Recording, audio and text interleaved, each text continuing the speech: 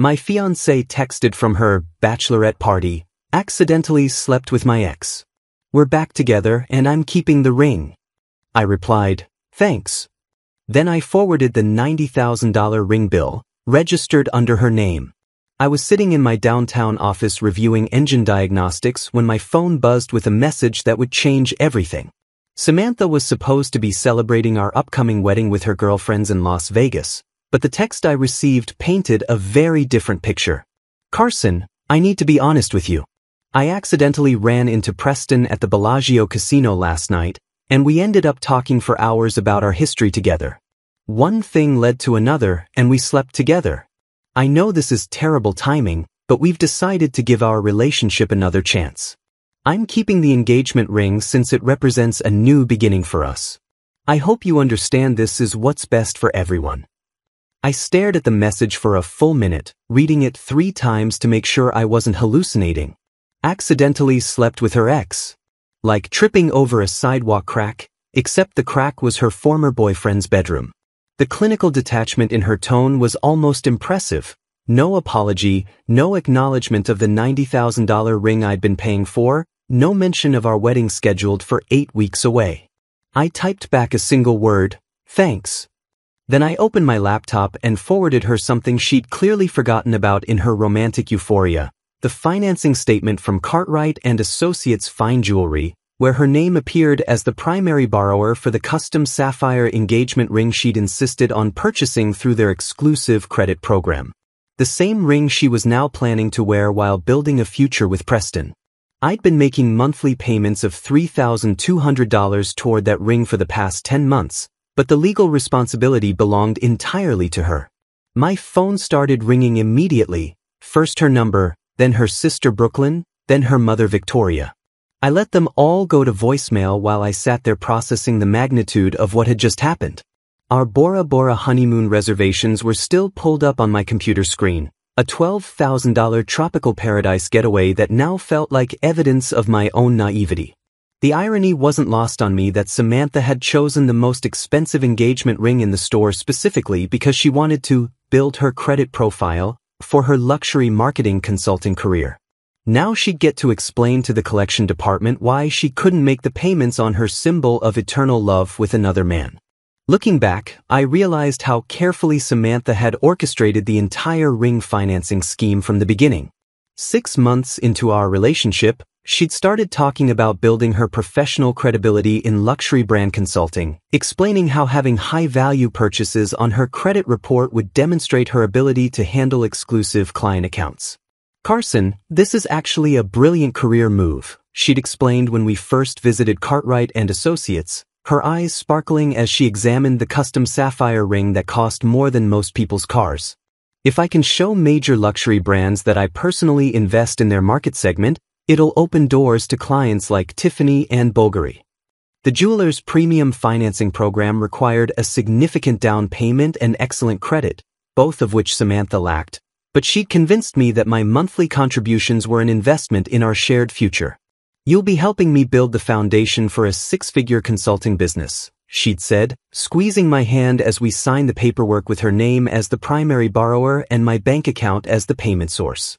I'd been making those $3,200 monthly payments religiously for 10 months, watching her credit score climb while she posted Instagram photos of the ring at luxury events, networking with potential clients who were impressed by her obvious access to high-end jewelry. Now I understood that I'd been funding her professional image while she positioned herself financially for whatever came next, whether that was marriage to me or apparently rekindling things with Preston. I immediately logged into my bank account and canceled the automatic transfer that was scheduled to process in 3 days, then researched the penalty rates that would kick in after the first missed payment. The financing agreement clearly stated that missed payments would trigger a 28.9% interest rate, and after 60 days of non-payment, the full balance would become immediately due with additional collection fees. Samantha had built her credit and her career on my dime, but now she'd get to maintain both entirely on her own. The beautiful irony was that the ring she was planning to wear as a symbol of her new beginning with Preston would either bankrupt her or teach her the true cost of betrayal, one monthly payment at a time. That night, I worked until 3 a.m. systematically protecting everything I'd built while Samantha was busy destroying our future in Vegas. My penthouse apartment was solely in my name, but she had access codes and security clearance that needed immediate revocation. I contacted the building's security system and changed every entry code, deactivated her key fob, and updated the authorized visitor list to remove her entire family. My brother David, who worked in forensic accounting, had always warned me about financial entanglements in relationships, and I called him despite the late hour. You need documentation of every shared expense and separate account analysis, he said without hesitation. I'm sending you my guy Marcus first thing tomorrow morning. By dawn, I had spreadsheets tracking our joint wedding fund, which revealed Samantha had been making unauthorized withdrawals for months, disguising personal expenses as business investments for her consulting work. The Aspen wedding venue required a painful phone call to cancel, resulting in a $12,000 forfeiture, but preventing the remaining $38,000 balance from being charged to my accounts. Sir, we're very sorry to hear about your situation, the wedding coordinator said with practiced sympathy. Unfortunately, the deposits are non-refundable, but we can prevent further charges from processing. The celebrity wedding planner was less understanding, demanding payment for her creative development work, even though she'd only produced mood boards and Instagram content that Samantha had used to build her personal brand. Canceling the haute cuisine caterer cost another $8,000 in deposits, but saved me from a $28,000 reception bill for food that would never be served. The most infuriating discovery came when I reviewed our joint wedding savings account, which should have contained $45,000 but showed a balance of only $23,000. Bank records revealed systematic withdrawals that Samantha had justified as marketing expenses for her consulting business, including $3,800 for designer outfits she wore to networking events, $2,400 for luxury spa treatments she claimed were necessary for client meetings, and $4,200 for professional photography sessions that suspiciously resembled lifestyle photo shoots. She'd essentially used our wedding fund as her personal slush fund while I continued making ring payments and covering all our living expenses. Marcus arrived at 7 a.m. with forensic precision, helping me document every financial transaction and create a comprehensive asset protection strategy. Your fiancée has been systematically extracting money from every account she could access, he observed with professional detachment. This shows clear premeditation and financial manipulation patterns. As Samantha's phone calls and texts became increasingly frantic throughout the day, I realized she was finally understanding the financial reality of her choices, but by then it was far too late to undo the consequences of her calculated betrayal. 8 days of silence from Vegas ended abruptly when Samantha's credit card was declined at an exclusive Beverly Hills restaurant during her romantic getaway with Preston. The humiliation of having her American Express rejected in front of her ex-boyfriend and the entire dining room apparently triggered a complete family mobilization, because my phone started ringing constantly with increasingly aggressive demands from her sister Brooklyn and their mother Victoria. Carson, this is absolutely ridiculous, Brooklyn snapped during the first call, her voice sharp with entitlement. Samantha made one mistake, and you're completely destroying her life over it. Do you have any idea what you're putting her through? I listened to her lecture about loyalty and forgiveness while watching the missed payment notification arrive in my email from Cartwright and Associates. She's having a complete breakdown because of your vindictive behavior, Brooklyn continued. Her credit is being ruined, her career is at stake, and you're acting like some kind of financial terrorist. The irony of being called vindictive by the sister of someone who'd betrayed me via text message from another man's bed wasn't lost on me. Victoria's approach was more calculated and threatening, arriving with the confidence of someone who'd spent decades manipulating people through guilt and intimidation. Carson, I've known you for 3 years, and this isn't the man I thought you were, she began with fake disappointment. Samantha told me about your arrangement with the ring payments, and frankly, I'm disgusted by your behavior. You made a commitment to support her, and real men honor their commitments regardless of circumstances. According to Victoria's twisted logic, I was somehow obligated to continue funding the engagement ring that Samantha planned to wear while building a life with Preston. She made an honest mistake, Victoria insisted. People reconnect with old flames all the time. It doesn't mean anything, but your reaction shows your true character, and it's absolutely appalling. The honest mistake narrative was particularly rich coming from someone whose daughter had systematically drained our wedding fund while planning her exit strategy. Victoria escalated quickly to legal threats when manipulation failed to work. My attorney says we have grounds for a breach of promise lawsuit, she announced with satisfaction. You've caused deliberate financial harm to Samantha's credit and career prospects. We're talking about punitive damages that could reach 6 figures. I almost laughed at the audacity. You deliberately sabotaged her credit by canceling those payments, Victoria continued. She relied on your financial support in good faith, and you pulled the rug out from under her maliciously. That constitutes financial abuse and emotional distress. The projection was absolutely stunning. According to them, I was financially abusive for stopping payments on a ring that my ex-fiancé planned to wear while marrying someone else. Brooklyn jumped back into the campaign with social media manipulation, posting vague Instagram stories about toxic men who use money as weapons and financial bullies who abandon women in their time of need. Her followers, who knew nothing about the actual situation, rallied around Samantha with messages of support and outrage directed at the mysterious boyfriend who'd destroyed her life. You should be ashamed of yourself, Brooklyn texted after her social media offensive. Samantha deserves a second chance at happiness, and you're sabotaging it because you can't handle rejection like an adult. The family's coordinated attack reached peak absurdity when Victoria suggested I should man up and pay for the ring as a wedding gift for Samantha and Preston. If you really loved her, you'd want her to be happy, she explained with breathtaking logic. Paying off that ring debt would prove you're a bigger man than Preston could ever be. I finally responded to Victoria with a single message. Samantha's financial obligations are her responsibility now. I wish her the best of luck managing them.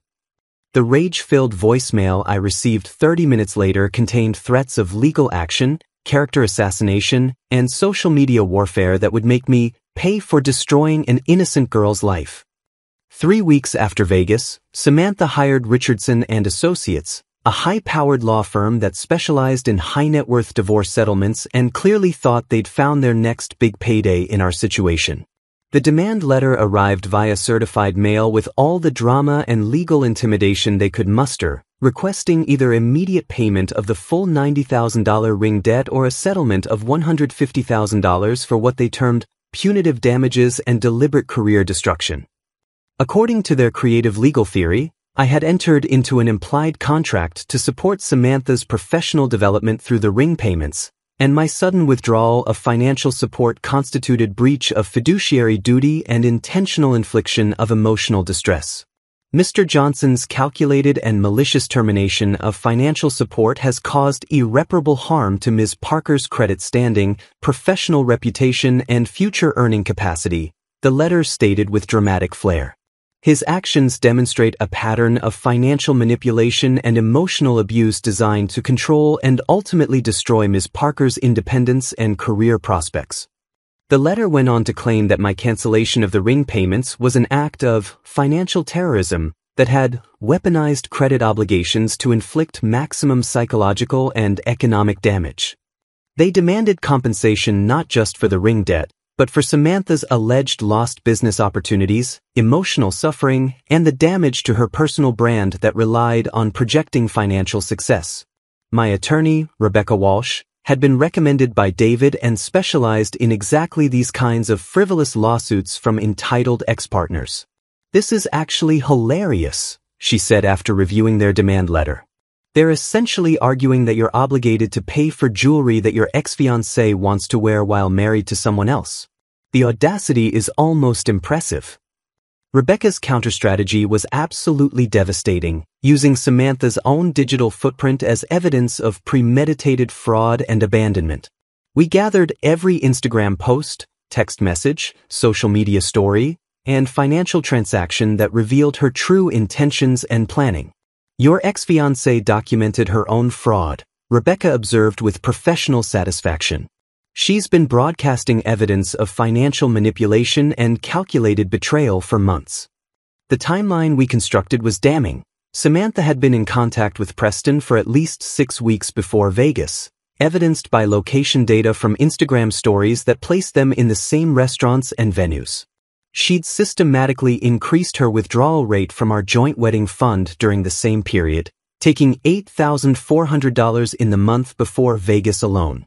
Most crucially, her own text messages revealed premeditation that destroyed any claim of accidental reconnection. "I can't keep pretending forever," she texted her friend Ashley 2 weeks before Vegas. "Preston's offering me everything Carson never could. The ring thing is perfect timing because I'll already have built credit when we get engaged." Rebecca filed our response with surgical precision, including a comprehensive exhibit of Samantha's financial manipulation, evidence of her calculated planning, and a detailed accounting of her systematic theft from our joint wedding fund. "We're not just defending against their frivolous lawsuit," Rebecca explained. "We're filing counterclaims for fraud, conversion, and theft. She's going to regret trying to shake you down." Meanwhile, the luxury jewelry store's collection department was pursuing Samantha with increasing aggression as her debt ballooned beyond $95,000 with penalty interest rates that were compounding daily.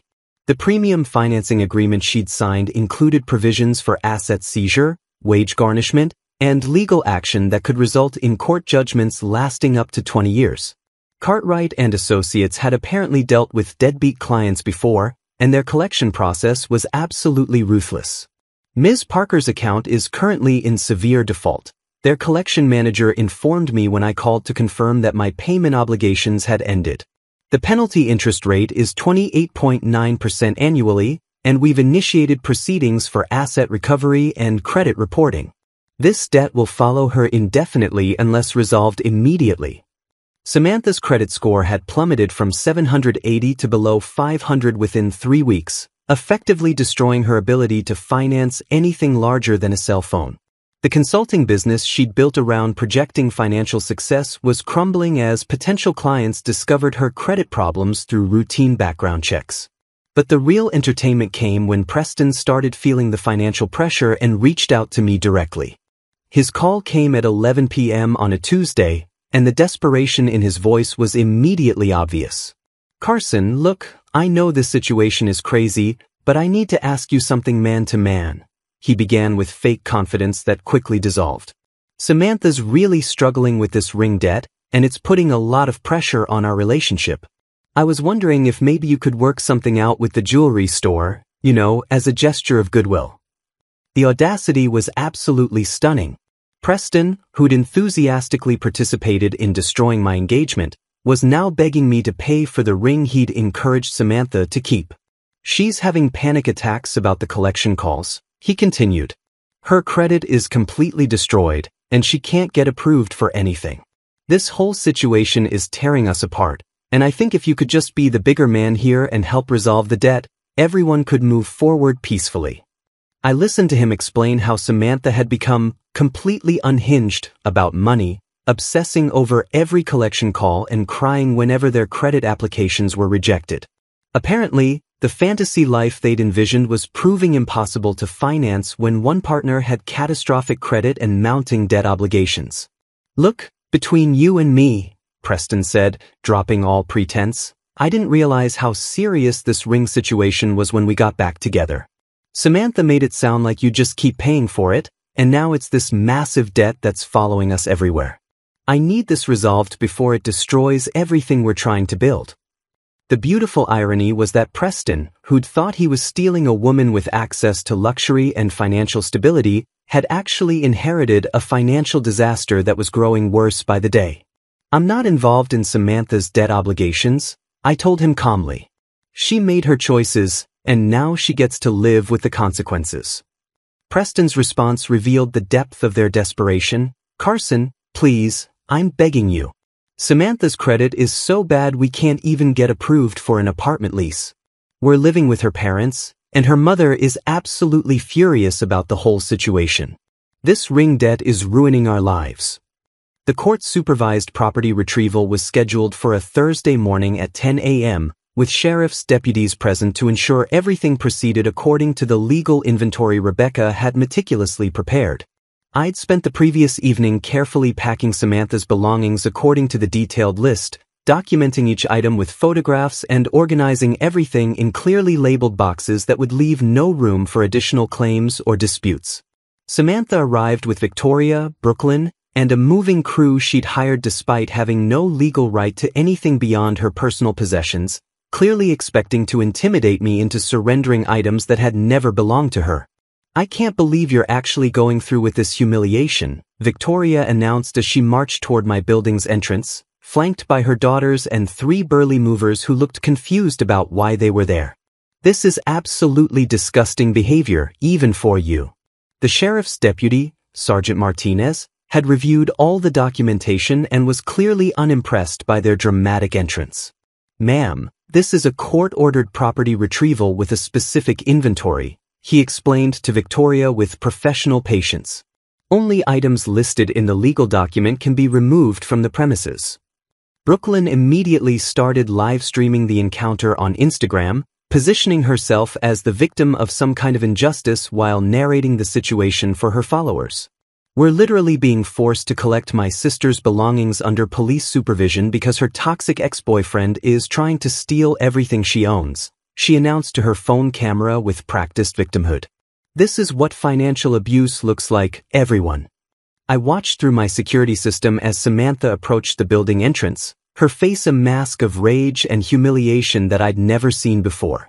The confident, entitled woman I'd been engaged to had been replaced by someone who looked genuinely desperate, wearing clothes that didn't quite fit properly and carrying herself with the hunched posture of someone under enormous pressure. When they reached my apartment, I opened the door to reveal her possessions neatly organized in the living room, each box labeled and corresponding exactly to the court-approved inventory.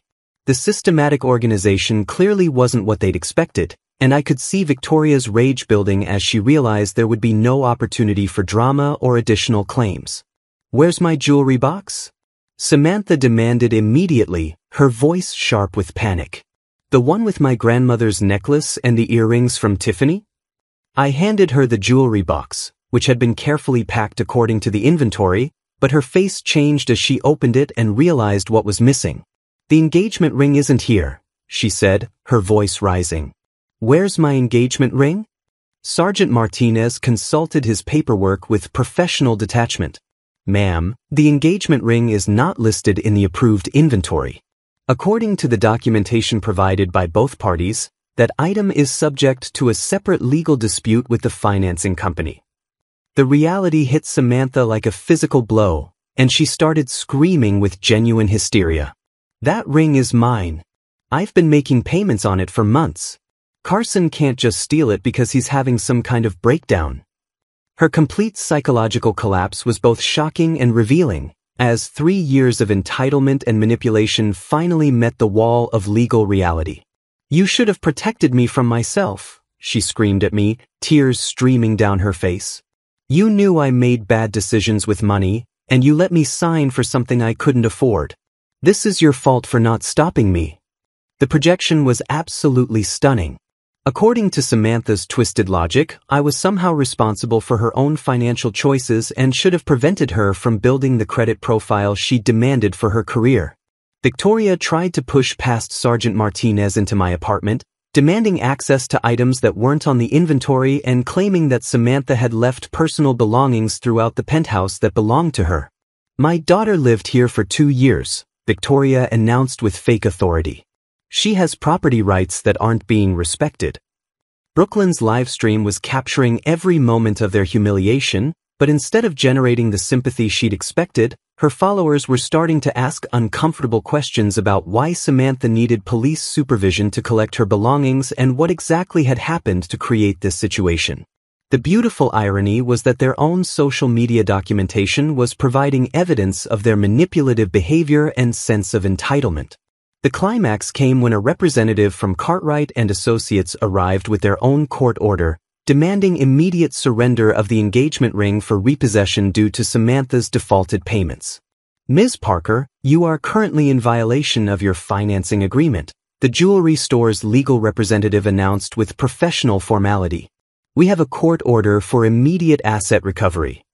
Samantha's refusal to surrender the ring led to the most satisfying moment of the entire ordeal.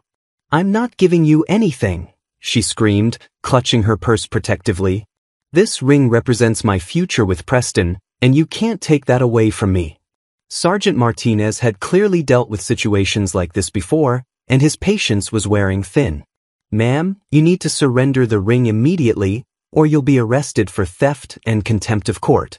The arrest happened quickly and professionally, with Samantha being handcuffed while still screaming about injustice and financial abuse, Victoria threatening to sue everyone present, and Brooklyn's live stream capturing every moment of their spectacular downfall for her increasingly horrified followers to witness in real time.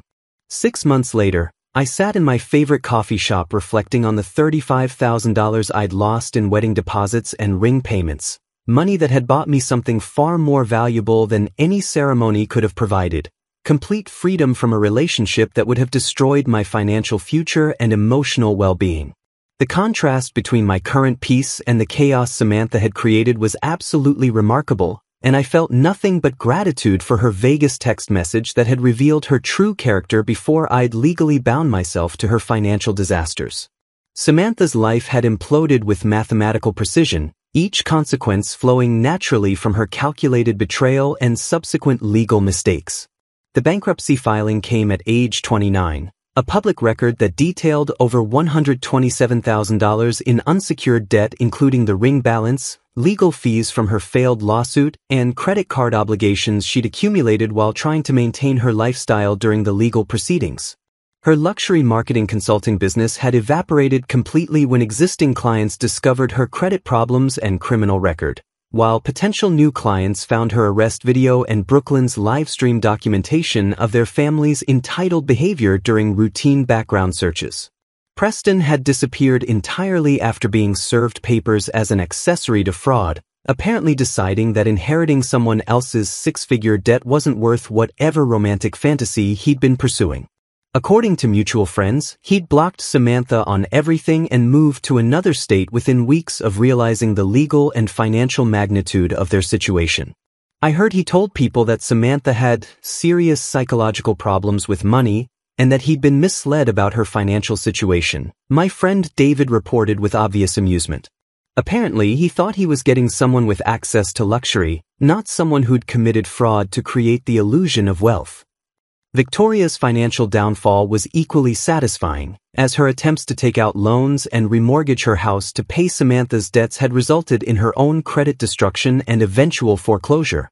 The woman who'd threatened me with six-figure lawsuits was now working retail and living in a studio apartment, her decades of manipulation and entitlement finally meeting the reality of actual consequences. Brooklyn's social media presence had become a cautionary tale about the dangers of live-streaming family drama, as her followers had turned against her after witnessing their entitled behavior and discovering the truth about Samantha's fraud and betrayal. Her Instagram account, once focused on lifestyle content and family loyalty, now featured desperate posts about financial struggles and requests for online donations that generated more mockery than sympathy. Meanwhile, I'd started dating again with completely different priorities and boundaries, focusing on genuine compatibility rather than superficial appearances or someone's ability to project financial success on social media. The women I met now were impressed by my emotional stability and clear communication about financial expectations, rather than seeing me as a resource to be exploited. I'd established strict policies about financial boundaries in relationships, requiring separate accounts, documented expenses, and clear agreements about shared costs that protected both parties from manipulation or misunderstandings. My experience with Samantha had taught me to recognize the early warning signs of financial entitlement and manipulation, knowledge that I now shared with other men through online forums and support groups for people who'd survived financially abusive relationships. The most important lesson, I would tell guys who'd been through similar situations, is that someone who truly loves you will never ask you to fund their lifestyle while treating you like an inconvenience. Real partners contribute equally to building something together, not just to spending what you've already built. Samantha's story had become a viral cautionary tale about the dangers of social media-driven materialism and financial fraud, with her arrest video and the subsequent revelations about her calculated betrayal appearing in articles about relationship red flags and financial manipulation. Brooklyn's livestream had been featured in multiple YouTube compilations about entitled behavior, providing lasting documentation of their family's spectacular downfall and serving as a warning to other people about the consequences of treating partners like human ATMs. The ring itself had been repossessed and resold by Cartwright and Associates, but Samantha remained legally obligated for the remaining debt balance plus collection fees and legal costs that would follow her for decades. Her credit rehabilitation would require years of minimum wage work and strict budgeting, a dramatic reversal from the luxury lifestyle she'd built through manipulation and fraud. As I finished my coffee and prepared to meet my current girlfriend for dinner at a restaurant we'd both chosen and would split equally, I realized that Samantha's betrayal had been the best thing that could have happened to me, teaching me the difference between someone who loves you and someone who loves what you can provide, a lesson worth far more than $35,000. $5,000.